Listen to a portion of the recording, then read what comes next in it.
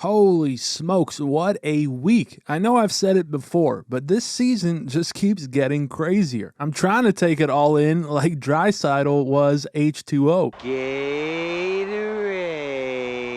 H2O.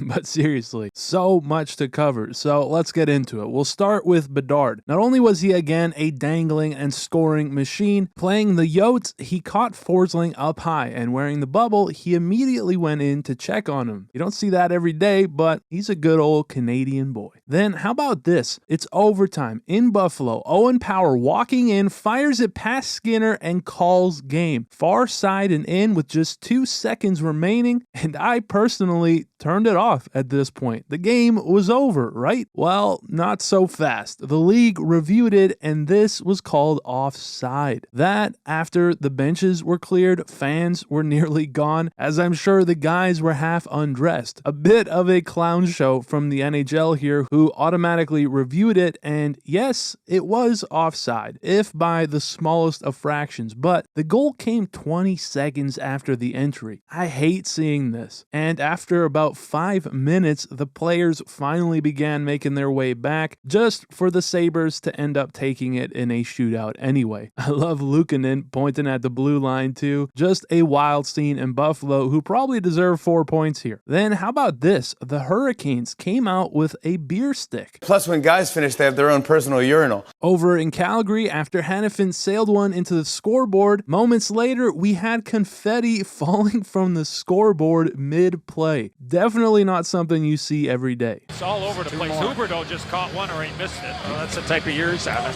Huberdeau catching strays from Eddie. Then we've all seen the annual Minnesota tourney produce some absolutely great hair, but this one was unique. Cheetah flow, and Buddy was dialed. Not so much for this guy though, as the kid nearly took a spill. Then over in San Jose, we had Magnus Krona with his first dub in the NHL. Now, Krona is Swedish for crown. Fittingly, William Eklund put the crown on. Then take a look at this. It's Blues Rangers, and it's Rempe from the slot, appears to go bar in, but check this out. The puck was on a string. Defying physics, it somehow bends its way out and never fully crossed the goal line. Just unbelievable, as this was called back. Going through some more quick ones, we had Sarah Nurse and Megan Keller going at it in the PWHL, and as Keller made her way to the box, Sarah waves her goodbye. Then we had the TNT crew with a little demo, and Paul missed the net, did just that. He broke a piece of the set.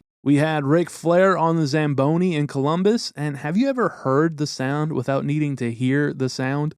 Sticking in Columbus for a second though, Andrew Peeke from way out puts one on net, and Evgeny Malkin with a pretty redirect scores on his own goalie. I love how Jari just stared him down the whole way like, dude, who are you playing for? No problem though, later in the game, Goodbranson paid him back with a shot off of Raquel, and so we'll call it even. Over in Philly, will the real Spider-Man please stand up? We got Gritty, looking ridiculous as ever, just gotta be the best mascot in sports. Something to consider, there's likely a man under there that goes home every night to his family and eats dinner like a regular person. Speaking of Philly, this week we also got John Tortorella. After a rough start to the game, getting ejected, but he refused to leave. It was absolutely incredible, and I've got a full video on it if you want to check it out, where I did my best John Boy impression. No, I'm not. F off. Then, you ever get robbed so bad you just have to smile? Well, that was Stützle after Talbot made a ridiculous stop, flying across, and yeah. Similarly, on Long Island, this is a wide open net, until Joel Hofer from out of frame and out of nowhere with another beautiful stop. The kind of stop that'll pump you up, as finally it was the Cord in Winnipeg with another beauty, and yeah, Buddy was absolutely feeling it. In Minnesota, this was insane. Needing every point that they can get right now, the Wild in overtime pulled Fleury and pulled off one of the greatest overtime wins you'll see. Again, I have a full video on it explaining the rule here, but this was just wild stuff. Going back to Columbus for a second, we had Gene Principe getting the experience of the cannon up close and personal. Trying to make sure. Oh! Sorry, sorry. Did you say something? Then, in a beautiful moment, we had McDavid, being a great guy, making this kid's day with an autograph. And later in the week, signing autographs again for 45 minutes after warm-ups. Just great stuff. Love to see it. Speaking of great, though, how about Barkov with maybe the assist of the freaking century? Juggles it once, twice, and as he's falling, he gets it over to Reinhart somehow. Just absolutely ridiculous stuff from the captain. Over in Montreal, we had Nyes laying a hit on Newhook, and the glass just snapped right in half. Luckily, no one was hurt, but that was not even close to the craziest thing out of the Canadians this week. In Nashville, it was Derek Savard from the red line off the stanchion, and with a crazy bounce, he scored to tie the game. Look at the angle this puck is coming from. And we had a very similar one in Boston. Grzelcyk this time, also from the red line and also off the boards, he almost scored. Look at how close this was. Sitting on the skate of Wool, just insane. And truthfully, I had several more for you guys this week, but this video has gotten crazy long as, again, there's just so much happening right now. But I think I'm going to leave it at that. As always, thank you guys for watching. I appreciate it very much, and I will see you in the next one.